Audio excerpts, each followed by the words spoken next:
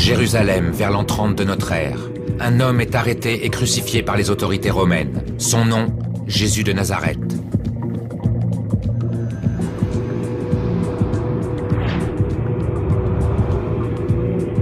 Suscite de multiples polémiques. Qui était-il? Qu'a-t-il réellement accompli? Quelles sont les traces de son passage sur Terre?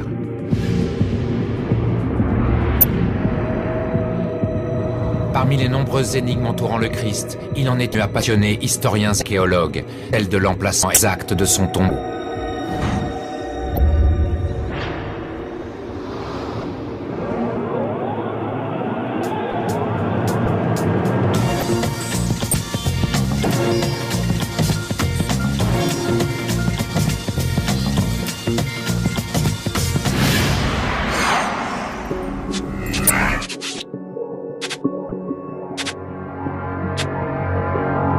Où se trouve le tombeau de Jésus? Je consulte la première source pour tenter de répondre à cette question, les évangiles.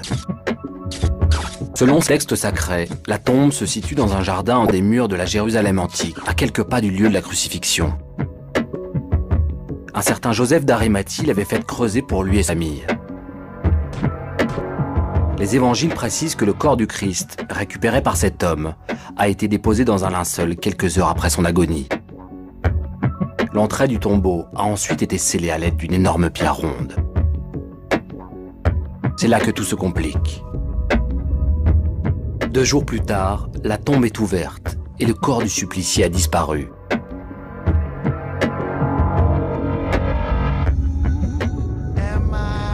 Une rumeur court alors les rues de Jérusalem. Plusieurs témoins racontent que le Christ, le surnom de Jésus, leur est apparu.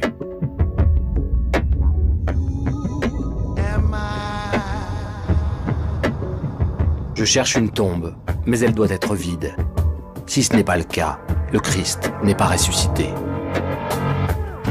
Partir sur les traces du tombeau de Jésus, c'est prendre des risques.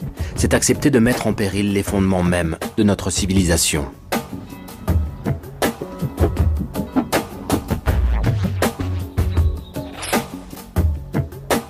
Si le squelette de Jésus est retrouvé, 2000 ans de croyance seraient ébranlés. Cette quête pourrait tout faire imploser.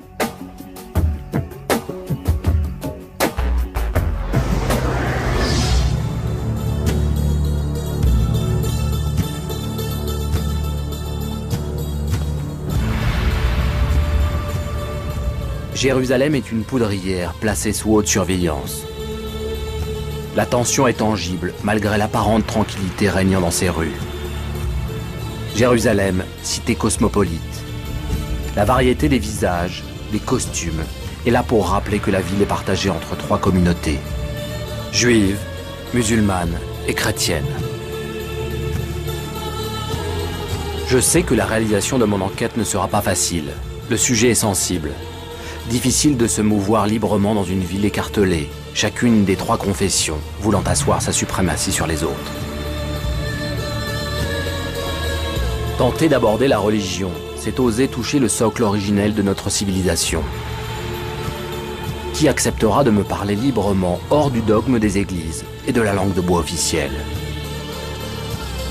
Il va me falloir d'abord retrouver Jésus, le personnage historique, comprendre en quelle époque il vivait, démêler le vrai du faux, partir à la rencontre de l'homme en oubliant parfois sa filiation divine.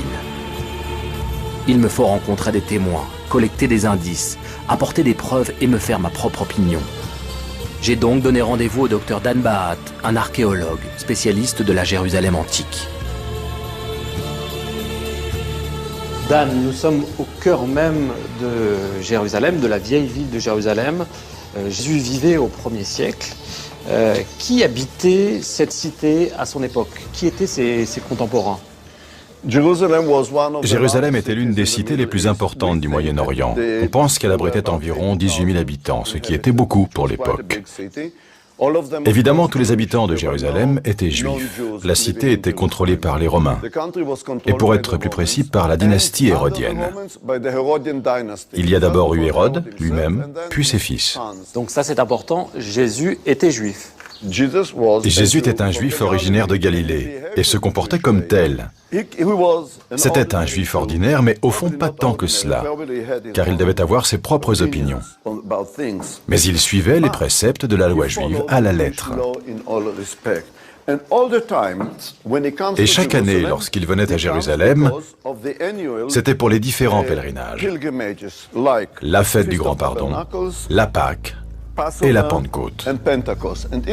On peut penser que tous ces événements liés au Christ dans la Bible sont en rapport avec ces trois pèlerinages. Alors Jésus pratiquait les rites juifs, bien sûr, de son vivant, mais lorsqu'il est mort, il a été inhumé selon les mêmes rites. Sans aucun doute, Jésus a vécu toute sa vie comme un juif.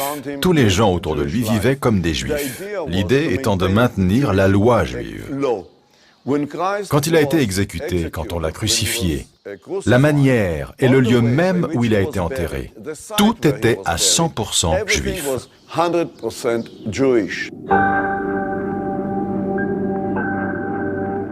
Que signifie être enterré dans la plus pure tradition juive? Avant le 1er siècle, il s'agit surtout de respecter la loi hébraïque. Les tombes sont donc familiales et la mise en terre suit un processus immuable.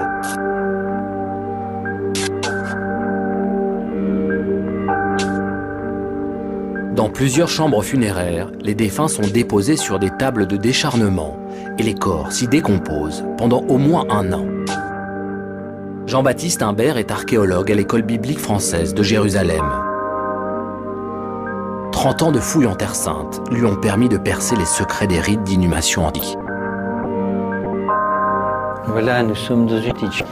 Et vous avez donc la table de décharnement avec son rebord un peu abîmé.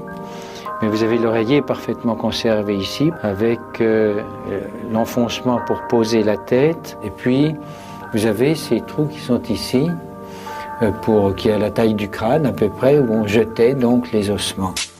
Vous pouvez voir qu'il y a quand même une quantité d'ossements qui, effectivement, se sont écrasés avec le temps, mais on peut compter que dans chaque ossuaire, il y a plusieurs centaines de corps.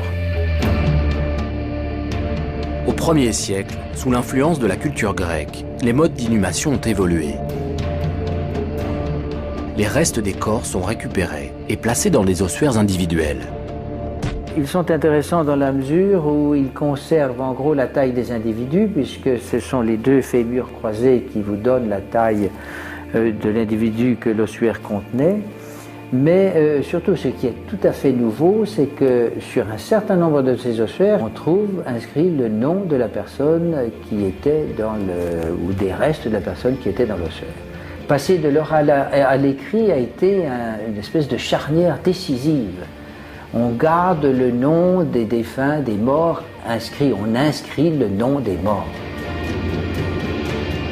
Si le corps de Jésus de Nazareth n'a pas disparu, quelque part, le couvercle d'un ossuaire porte son nom.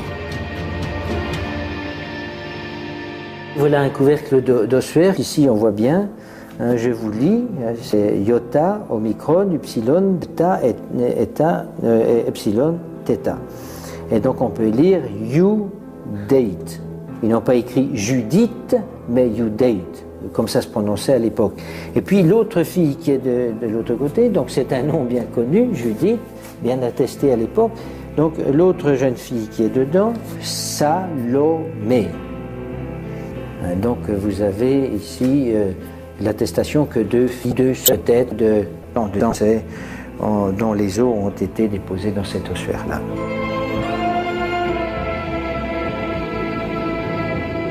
La dépouille de Jésus a pu être déposée dans une tombe familiale et ses restes dans un ossuaire individuel mentionnant son identité.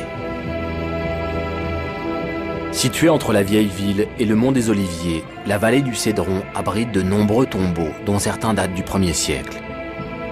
Sur les 1000 sépultures de cette époque, 71 ossuaires portent le nom de Jésus.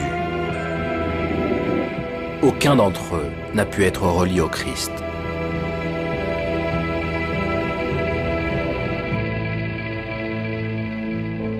Un homme pourra peut-être m'aider dans ma quête.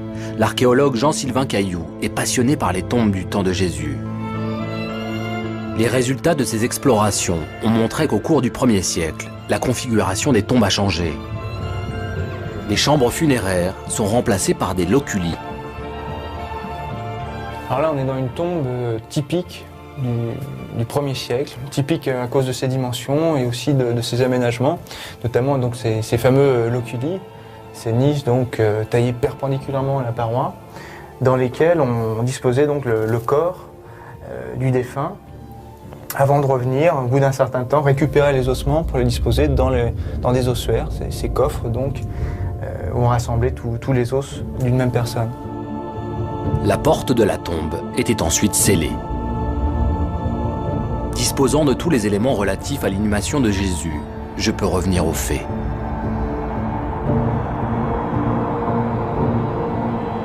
Le dimanche matin, alors qu'il faisait encore nuit, Marie de Magdala se rendit au tombeau. Elle vit que la pierre avait été ôtée de l'entrée. Le corps du Christ a disparu. Le tombeau devient un lieu sacré, symbole même de la résurrection. Mais où se trouve-t-il ?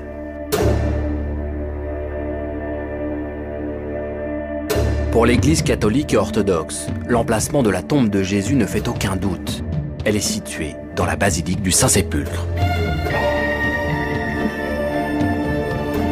Selon les évangiles, Jésus aurait été inhumé hors de la cité antique, à l'endroit même de sa crucifixion. C'est là que je retrouve Jean-Sylvain Caillot.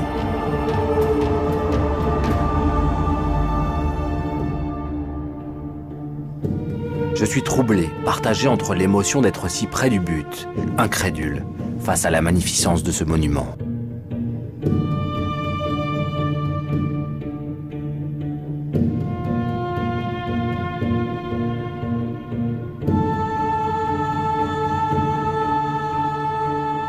Sylvain Caillot, nous sommes devant l'endroit qui, depuis des siècles, est le lieu le plus saint de la chrétienté, le Saint-Sépulcre, qui abrite notamment le tombeau officiel de Jésus.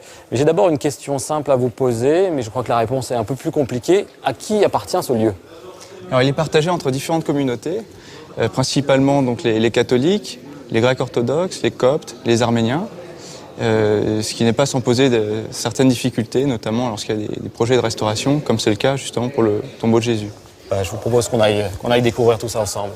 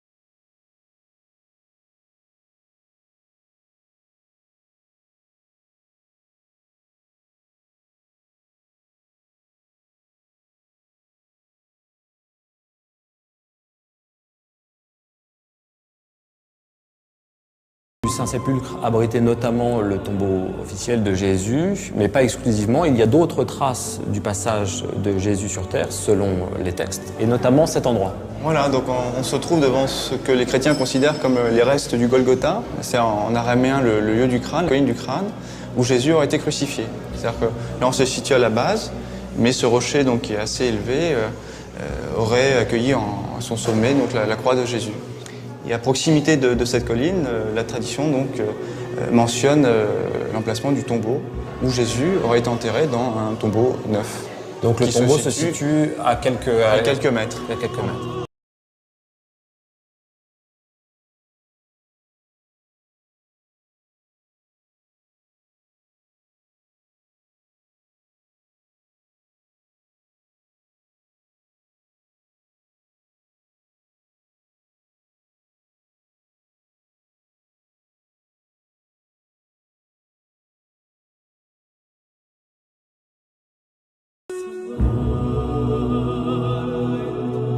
Voici donc l'emplacement exact devant lequel des centaines de milliers de pèlerins ou simples touristes viennent se recueillir chaque année, un endroit que la plupart des chrétiens considèrent comme le tombeau de Jésus. Est-ce que vous pouvez nous décrire exactement ce bâtiment ? Alors, il s'agit d'un bâtiment qui a été construit donc sur le tombeau, un bâtiment comme ça, sur un tombeau qui était taillé dans la roche. Alors ce tombeau comporte une antichambre à peu près carrée, et dans cette antichambre, on a un petit passage dans lequel on peut pénétrer pour accéder donc à la tombe proprement dite, qui correspond à une banquette sur laquelle le corps de Jésus aurait été déposé. A priori, une configuration qui ne ressemble pas à une tombe juive du 1er siècle. Non, c'est ce qui est surprenant, ça ressemble davantage à ce qu'on appelle un arcosolium, c'est-à-dire en fait une niche qui est taillée dans la paroi d'un tombeau et qui est recouverte d'un arc, une niche qui est taillée parallèlement à la paroi du tombeau, alors qu'à l'époque de Jésus, la tradition était de tailler des niches qui étaient perpendiculaires, dans la profondeur de la paroi. Et le problème, c'est que ce type d'aménagement n'apparaît que 10-15 ans après la mort de Jésus. Ce qui voudrait dire que ce tombeau-là n'est pas celui du Christ. Ça veut dire que c'est peu probable, à mon avis.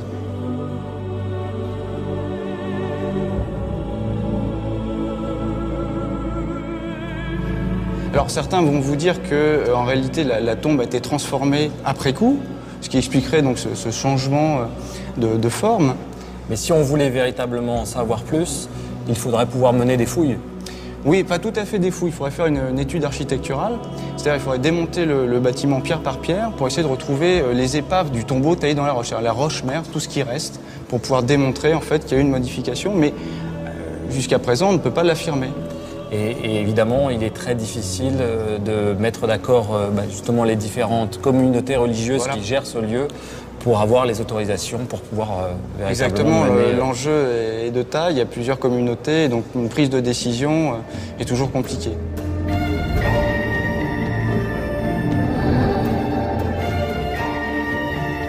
Ce lieu unique au monde, incarnation même de la foi chrétienne, ne serait donc pas le véritable tombeau de Jésus. Pourtant, des dizaines de milliers d'hommes ont donné leur vie pour le contrôle de cet endroit. C'est aussi là que chaque année, des millions de pèlerins adressent leurs prières à Dieu. Mais pourquoi et comment le Saint-Sépulcre a-t-il été choisi comme étant le tombeau de Jésus ?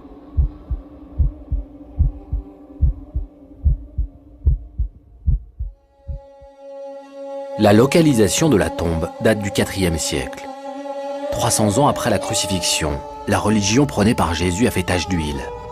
L'empereur romain Constantin s'est même converti. C'est lui qui ordonne de se mettre en quête du tombeau du Christ. L'évêque Macaire demande à Dieu de lui indiquer l'emplacement de la sépulture.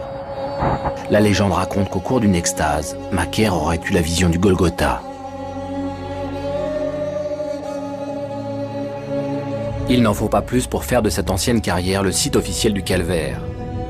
C'est aussi là que Joseph d'Arimathie aurait déposé le corps du Christ dans une tombe neuve.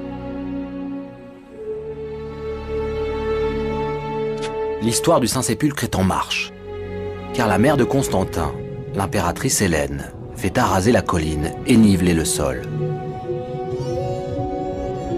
C'est elle qui fait bâtir l'édicule autour du tombeau et édifier la basilique. Cette dernière subira les tumultes de l'histoire. Sa destruction vers l'an 1000 sera même en partie à l'origine des premières croisades. Le pape appellera tous les chrétiens à venir libérer ce lieu saint. Malgré les siècles, il reste encore quelques traces palpables des temps originels. Située face à la porte d'entrée du Saint-Sépulcre, une étrange composition accueille les fidèles. C'est sur cette pierre, usée par les mains et les larmes des croyants, que le corps de Jésus aurait été déposé à l'instant même de sa descente de la croix. Quant au tombeau, il trône au centre de l'édifice tel un joyau posé dans son écrin, bien abrité sous la coupole de la basilique. Mais comme il est peu probable que ce tombeau soit celui du Christ, je ne peux m'arrêter là. Il faut poursuivre l'enquête et trouver de nouveaux indices. Il me reste une autre piste pour localiser la véritable sépulture. Au XIXe siècle, hors des murailles de la ville, dans un jardin, un général anglais, Charles Gordon, découvrit un tombeau qui allait concurrencer celui du Saint-Sépulcre. C'est là que les protestants vénèrent ce qu'ils considèrent comme le lieu d'inhumation de Jésus. Et aussi saugrenu que cela puisse paraître, il existe bien 2 sites officiels pour le tombeau du Christ à Jérusalem. Donald Boyd, l'un des conservateurs du site, pourra sûrement m'éclairer sur ce point. Don Boyd, quand est-ce que cette tombe a été découverte? Il y a environ 160 ans, une famille de propriétaires grecs a probablement commencé à creuser là. Et voici ce qu'ils ont découvert. Une ancienne tombe juive datant d'environ 2000 ans. Quels sont les éléments qui vous permettent de penser qu'il s'agit de la tombe de Jésus? Nous sommes ici devant la tombe d'un homme riche, une tombe juive dont la description est très proche de celle du Nouveau Testament. Certains disent que la tombe de Joseph était située dans un jardin, ce dont on ne peut douter. Vous parlez de Joseph d'Arimathie, celui qui a récupéré le corps de Jésus. Oui, tout à fait. Un homme riche, croyant, un disciple de Jésus. En fait, il avait fait creuser une tombe à côté du Golgotha, le lieu de la crucifixion. Jésus a été emmené hors de la ville. C'est là qu'il a été crucifié entre 2 voleurs. Comme le mentionne le Nouveau Testament, à l'endroit même où Jésus a été crucifié, il y avait un jardin. Et dans ce jardin, il y a une tombe neuve. Et d'autres éléments, notamment sur la configuration même de la tombe. Il existe bien la preuve de la présence d'une pierre amovible utilisée pour sceller l'entrée. À l'origine, cette pierre devait cacher ce que nous voyons aujourd'hui, une tombe. C'est exactement comme dans les évangiles. Qu'est-ce que vous pensez de la tombe officielle, celle du Saint-Sépulcre? C'est une question maintes fois débattue et c'est certainement un lieu très important pour beaucoup de gens. L'année dernière, nous avons accueilli plus de 150 000 personnes. D'ailleurs, la plupart de ces fidèles viennent ici pour célébrer le fait que Jésus est vivant. Les indices pourraient être probants. Une tombe neuve du 1er siècle, taillée dans la roche et fermée par une pierre ronde, aujourd'hui disparue. Les faits semblent correspondre au lieu. Ce site pourrait être le véritable tombeau du Christ. Une dernière vérification s'impose. Jean-Sylvain Caillou, je reviens de la Garden Tomb qui a l'avantage de bien correspondre à ce que nous dit la Bible de la tombe de Jésus. Est-ce que pour vous, il s'agit de la véritable tombe du Christ? Non, pour moi, c'est impossible. Qu'est-ce qui vous rend si catégorique? En fait, les aménagements funéraires qu'on trouve dans la Garden Tomb ne correspondent pas du tout à ceux de l'époque de Jésus. On a des sortes de banquettes pseudo-sarcophages qui correspondent à une tombe du 7e siècle avant Jésus-Christ et donc il n'y a pas d'ambiguïté sur la date de cette tombe. Et qu'est-ce qu'il en est de cette fameuse rainure que l'on voit à l'entrée de la tombe qui aurait pu servir donc à la fameuse pierre pour fermer la tombe? Alors, ce qu'il faut savoir, c'est que l'entrée de la tombe a été remaniée à la période médiévale, probablement au XIIe siècle, et donc la façade a été lissée, de même que le sol, et que cet aménagement date de cette période. Et de toute façon, c'est beaucoup trop long pour correspondre à une rainure de pierre. Comment expliquez-vous qu'il y ait 2 tombes, celle du Saint-Sépulcre et la Garden Tomb? Alors, la Garden Tomb a été découverte au XIXe siècle, et à cette époque, le Saint-Sépulcre ne correspondait pas à la lecture romantique qu'on faisait des évangiles, c'est-à-dire qu'on voulait avoir une tombe taillée dans la roche qui se trouvait à l'extérieur des remparts. Ce que nous dit la Bible, c'est voilà, elle est à l'extérieur des remparts, qu'elle est à l'intérieur d'un jardin, qu'elle est plus naturelle et qu'elle n'est pas très loin du Golgotha notamment. Tout à fait. Et donc les protestants, eux, ne font pas partie des communautés qui se partagent le Saint-Sépulcre, et donc ils étaient beaucoup plus libres de choisir un autre site. C'est notamment sous l'impulsion d'un général anglais, Gordon, que cette tombe a été en quelque sorte choisie par un certain nombre de protestants comme étant le tombeau de Jésus. Ils se la sont un peu appropriés. Voilà, les protestants se sont appropriés en fait cet endroit. Pour avoir un peu leur propre tombe.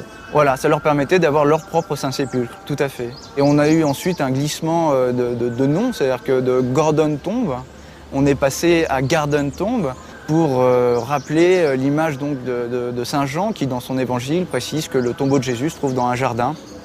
Et d'ailleurs, la végétation luxuriante qui est entretenue tout autour de cette tombe est là aussi pour essayer d'illustrer au mieux les évangiles. Oui, ça correspond beaucoup mieux à l'image d'Épinal que l'on se fait un peu de cette tombe. Voilà, à l'imaginaire relatif donc à la lecture des évangiles, tout à fait.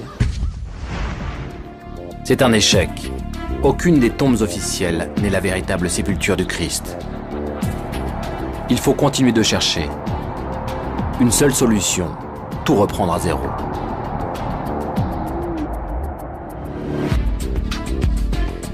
Où est le véritable tombeau du Christ?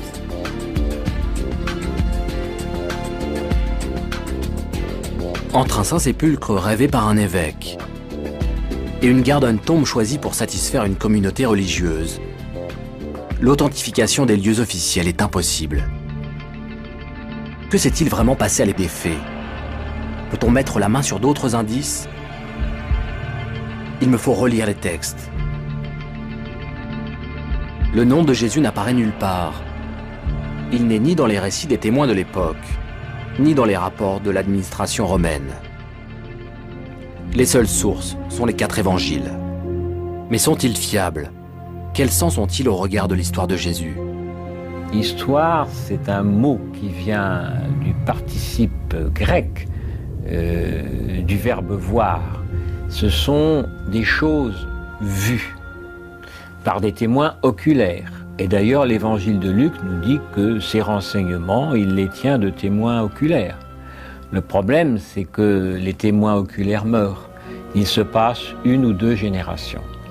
Et les évangiles sont rédigés probablement vers la 3e génération, entre 30 et 70 ans, après les événements du Calvaire. L'historien des religions Odon Vallée en est sûr. Il n'y a pas de témoin direct. Les textes ont été rédigés longtemps après les faits. Cela ne me facilite pas la tâche. Au IVe siècle, seuls 4 évangiles sur plusieurs dizaines seront conservés et fixés par les autorités religieuses. Qui plus est, ces récits évangéliques ne sont pas l'œuvre d'un seul homme, mais de plusieurs, éparpillés tout autour du bassin méditerranéen. Aucun texte n'a été rédigé sur les lieux mêmes des événements. Alors pourquoi se fier à ces récits? Il serait peu vraisemblable que les 4 récits évangéliques aient inventé la vie d'un homme, Jésus, et fabulé à propos de sa mort. Jésus aurait existé. Les circonstances de sa mort seraient avérées. Si les évangélistes avaient totalement inventé son trépas, ils n'auraient sûrement pas choisi la crucifixion. À l'époque, c'était un châtiment infâme, réservé aux esclaves et aux voleurs. Les chrétiens n'avaient aucune raison d'accoler au nom de Jésus un statut plus que défavorable, celui d'un paria.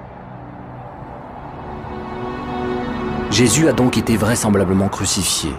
Mais qu'en est-il de la mise au tombeau, et surtout de la résurrection? Les évangiles ne mentionneront ces épisodes qu'au IVe siècle.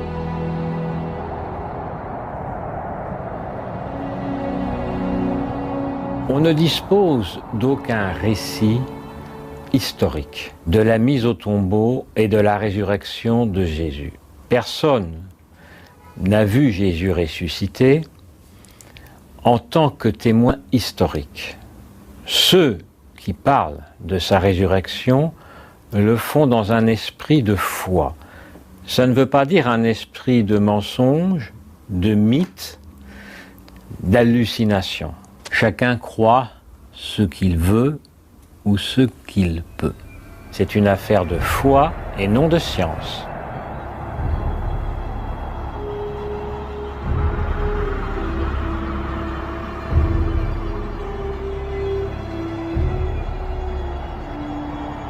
Maintes fois remaniés, les évangiles se sont adaptés aux circonstances et ont servi la propagande. Ils ont donc mêlé fiction et réalité historique et sont les seules sources pour relater la vie et la fin de Jésus.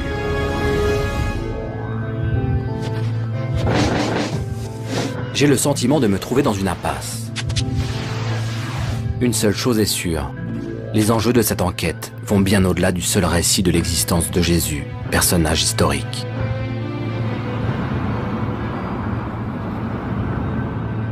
Le destin de cet homme a influencé à jamais la civilisation occidentale. C'est bien là, à Jérusalem et au 1er siècle, qu'ont été coulées les fondations de l'une des 3 plus grandes religions de l'humanité. Pour trouver de nouveaux indices, il faudrait accéder à d'autres sources, des textes écrits en Judée et contemporains de Jésus.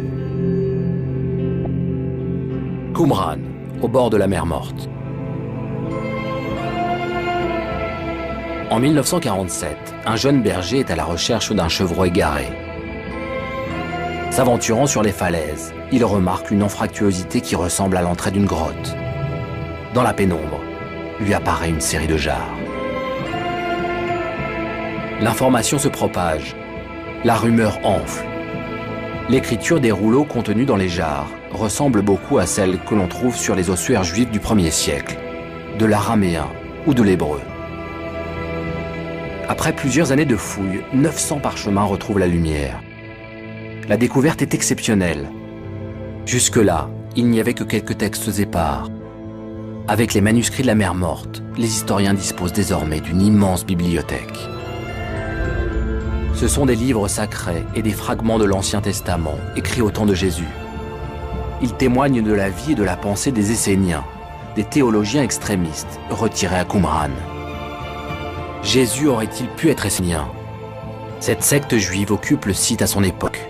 En l'an 70, avant de fuir les Romains, les religieux cachent leurs écrits dans des grottes.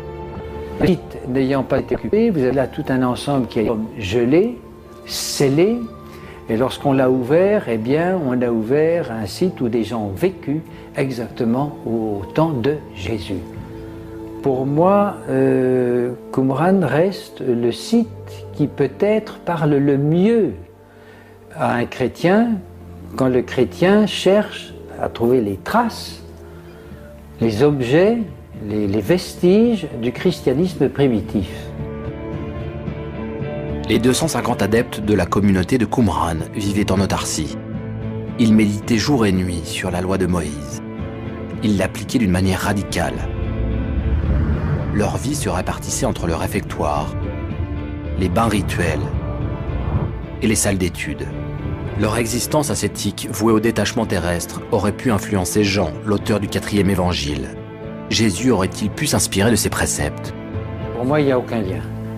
On peut supposer aussi que le christianisme, à sa naissance même, était la naissance d'une autre secte juive. Alors je pense que ces deux sectes-là étaient cousines, mais qu'ils ne se fréquentaient pas.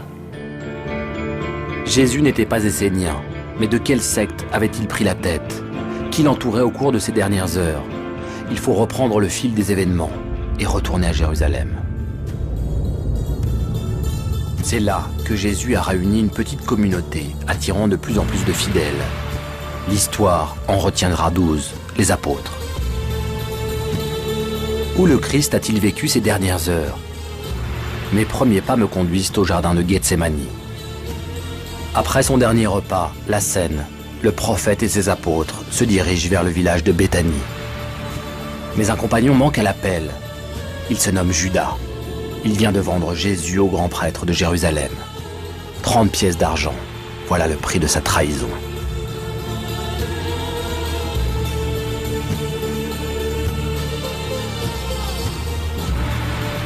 La nuit qui suit, Jésus la passe en prière. C'est là, recroquevillé sur lui-même, suant des gouttes de sang, qu'il implore les cieux. À l'aube, Judas livre son maître en lui donnant un baiser. Aussitôt, sans ménagement, des soldats arrêtent Jésus. Ils le conduisent au siège de l'autorité romaine.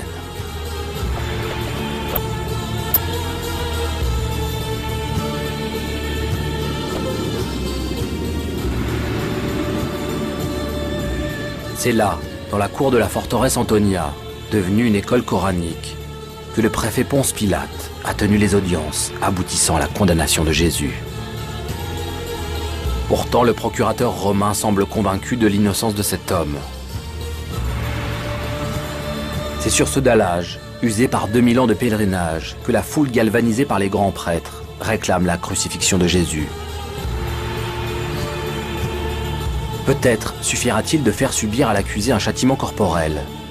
Pilate le livre donc à la flagellation, puis expose à l'assemblée cet homme exténué. L'histoire retiendra ces mots. Voici l'homme. Ecce homo.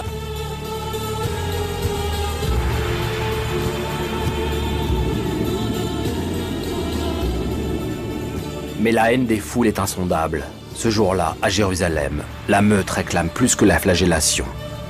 Pilate cède. Avant de livrer le prisonnier à ses bourreaux, il se lave les mains publiquement. Sa voix résonne une dernière fois. « Je suis quitte du sang de ce juste ». Le supplicié n'est plus que chair sanguinolente. Le pire est à venir. Il doit porter sa croix jusqu'au lieu de l'exécution. Mais pourquoi s'être acharné sur cet homme? Qui était ce Jésus capable de déclencher la colère des prêtres du Temple et provoquer l'intervention des autorités romaines?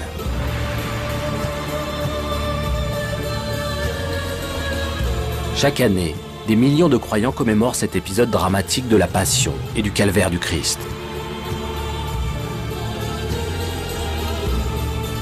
La Via Dolorosa porte encore les stigmates du dernier parcours terrestre de cet homme, son chemin de croix.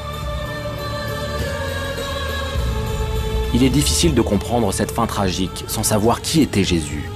Une fois de plus, il faut remonter le temps et retourner aux sources de son histoire personnelle.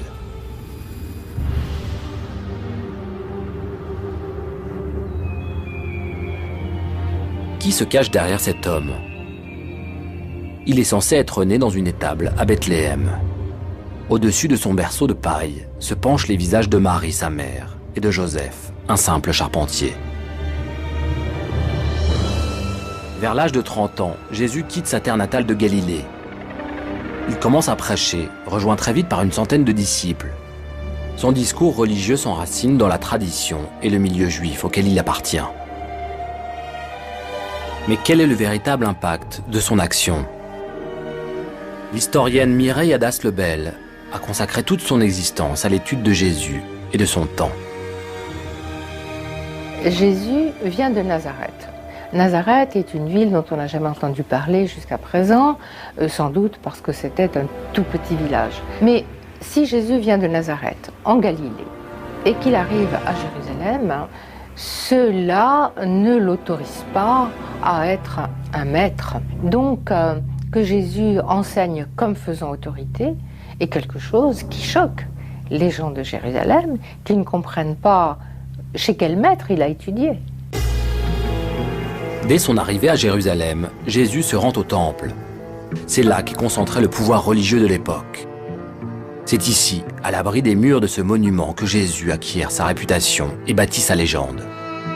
Il s'arroge le droit de parler en son nom et au nom de Dieu, sans l'intermédiaire des grands prêtres.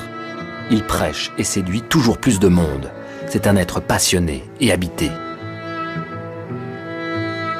Mais pour qui se prend-il? Comment un charpentier que l'on croit sans éducation, ne sachant ni lire ni écrire, peut-il prêcher la bonne parole? Jean-Marie Alafort est historien. Il a lui aussi maintes fois parcouru ces lieux en quête d'une réponse.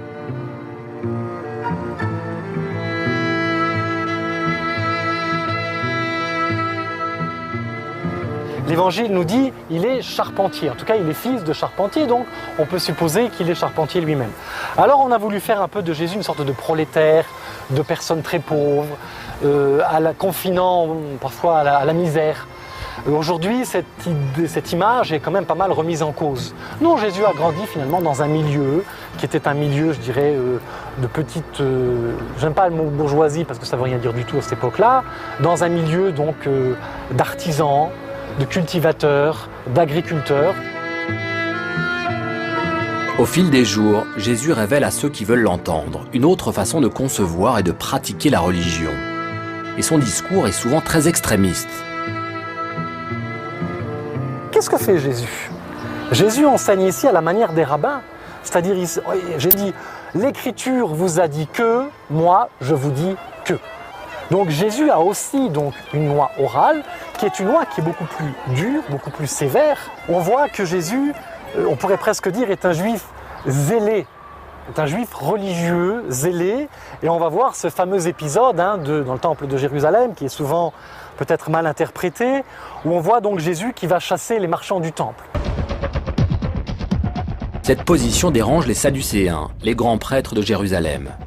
Jésus empiète sur leurs prérogatives. Ils envisagent vite de se débarrasser de celui qui sape leur autorité. Un autre pouvoir voit d'un mauvais œil cet homme et ses fidèles. Jésus pourrait représenter un danger pour la puissance occupante, Rome.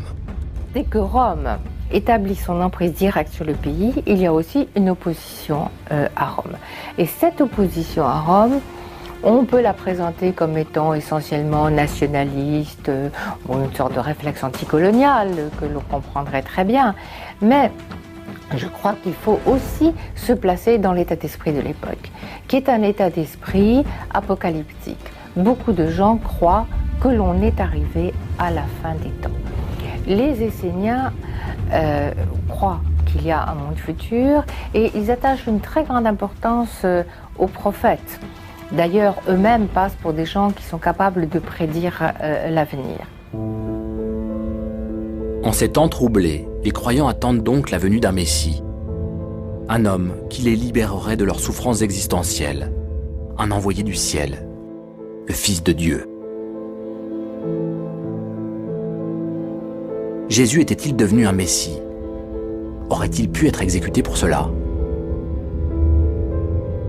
Les prêches de Jésus peuvent offenser les Sadducéens, qui sont les maîtres dans le temple. Et bon, de cette façon, il peut apparaître comme un rebelle, comme quelqu'un qui enfreint l'ordre public. Il peut y avoir d'autres raisons. On peut aussi avoir entendu parler de certains de ces prêches qui ont pu être interprétés comme étant révolutionnaires, même contre Rome. Si on le présente comme un roi des Juifs, comme un messie, c'est très dangereux pour Rome. Ça signifie que les Juifs veulent de nouveau avoir un roi, donc qu'ils contestent l'autorité romaine. Tout ce que souhaite Rome, c'est l'ordre, c'est tout. Or, il y a des gens qui créent du désordre. Et donc, nous avons le supplice qui est réservé à ceux qui créent du désordre, aux rebelles dans les provinces, c'est la crucifixion. Fils de Dieu ou fils d'un simple mortel, Jésus a sans doute été crucifié parce qu'il troublait l'ordre public.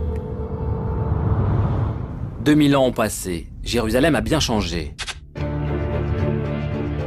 Je n'ai pu accéder au site de l'ancien temple, devenu l'esplanade de la mosquée Al-Aqsa, 3e lieu saint de l'islam. Devant ce joyau de l'art religieux musulman, j'ai compris que d'autres bâtiments ont recouvert la ville antique. Il faut donc remettre mes pas dans ceux des contemporains de Jésus. Il me faut retrouver les rues de la Jérusalem du 1er siècle.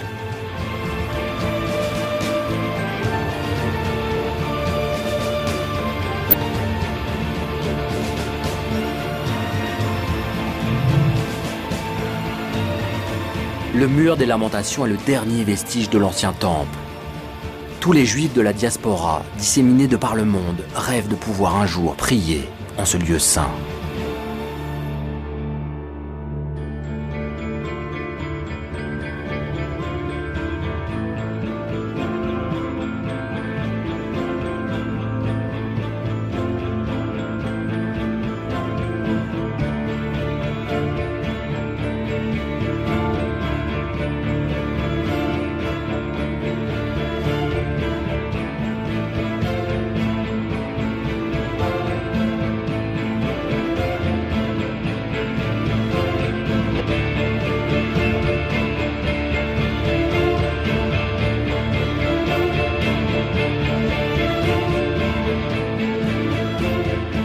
C'est là que je retrouve Dan Bahat. Dan, nous sommes devant le mur des Lamentations, qui est le lieu le plus saint du judaïsme, mais qui est surtout l'une des traces les plus visibles de la Jérusalem antique, n'est-ce pas? En effet, aujourd'hui cet endroit est considéré comme le lieu le plus saint du judaïsme, car le véritable lieu saint, le site du temple lui-même, est occupé par le dôme du rocher, le fameux dôme doré. En fait, ce que l'on voit aujourd'hui, ce n'est qu'une petite partie de ce qu'il reste du mur porteur du mont du Temple, édifié par Hérode le Grand à partir de l'an 20 avant Jésus-Christ. Il a débuté l'édification de l'esplanade du mont du Temple que nous avons aujourd'hui. Alors Dan, je crois qu'il y a aussi d'autres traces de la Jérusalem antique, mais qui sont moins visibles. Oui, il reste de nombreux vestiges datant du 1er siècle à Jérusalem, mais la plupart d'entre eux ont été recouverts par la ville moderne. Notre but est de créer une cité sur 2 niveaux. L'un historique, l'autre biblique, comme cela devait être à l'époque. On ne veut pas en faire une ville-musée. D'ailleurs, nous avons trouvé le moyen de superposer la partie historique et la partie actuelle. Suivez-moi, je vais vous montrer d'autres vestiges. Avec plaisir, allons-y.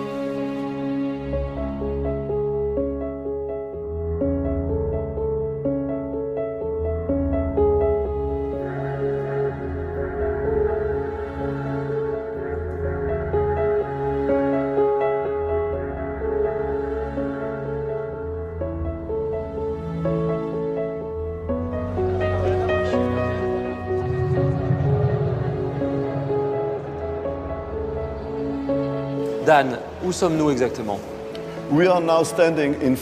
Nous sommes ici face au mur des Lamentations. C'est un seul et même mur qui court depuis l'esplanade, traverse les bâtiments du dessus, pour enfin arriver jusqu'ici. Cette partie est très intéressante, puisque c'est là que nous trouvons la plus grosse pierre de l'édifice que nous voyons ici. On l'appelle la pierre du maître, puisqu'elle a été construite par le maître d'œuvre lui-même.